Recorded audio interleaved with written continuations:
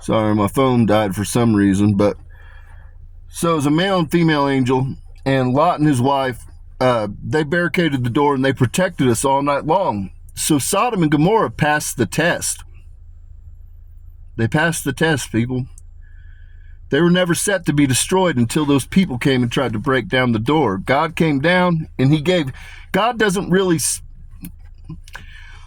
He can talk to people, but he normally doesn't talk to people like that. He'll address the angels to address them. It's very few people can stand in the face of God. Let's just say that. And so, long story short, he said, leave the city, and he said, instruct them not to look back on the earthly things because this place is coming to a fucking end, is what he said, more or less. And I said, gotcha. So, in the morning, day broke.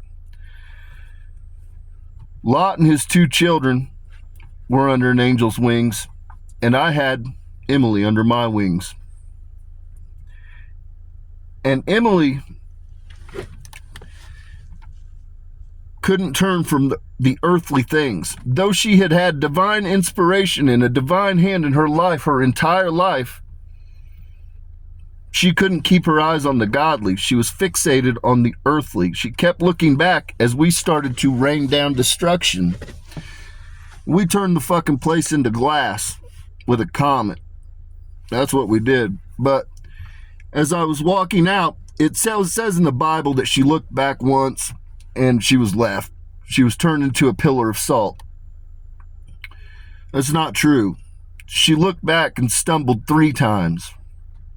And on the 3rd time, I left her and she was turned to a pillar of salt. And in the Bible, it tells you that this is, it's like a statue. It's still there to this day. And, sorry, my throat's dry. And long story short, they say that it's a sign of disobedience to God. It's never been that. When I walked out, the first thing that I saw when I sealed the gates behind me was I saw Lot's 2 children, the 2 twins and Lot, and an angel comforting them. That's what it is to sit over judgment. All these people that say, you got the divine, the hand of God in your life, divinity. They don't know the pain and the sacrifice that's endured. They don't know the weight that's carried. They don't know.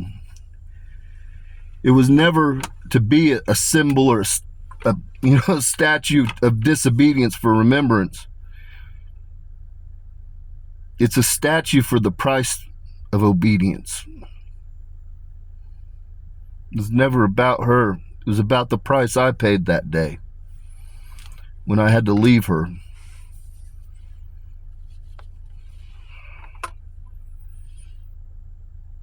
That's what it is to sit over judgment.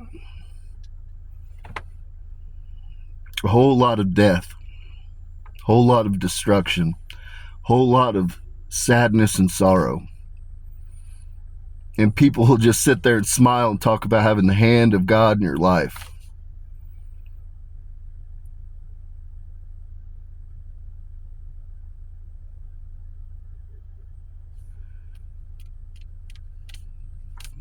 God's glory is real. He's saved me many times. I've fallen from grace many times over.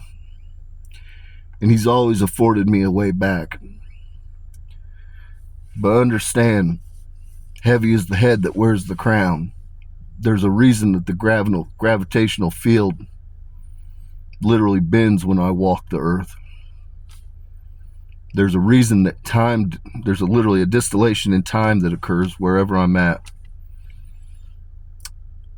That is the weight of skulls that adorn my heart. That's what it is to carry death. Every time you take a life, a piece of you dies. I can't accrue karmic debt because I sit over judgment. Doesn't matter what the fuck I do. If I want to obliterate everybody, if I want to go eat people, I can. But again, it's free will. Just because I can doesn't mean it's right. So, with that, peace and blessings be upon your home. May your paths be paved in gold. Hopefully this gives you something to think about. I know people are angry. I know people are mad. But what you think is going to set you free is only going to be your prison. This place will descend into a dark ages.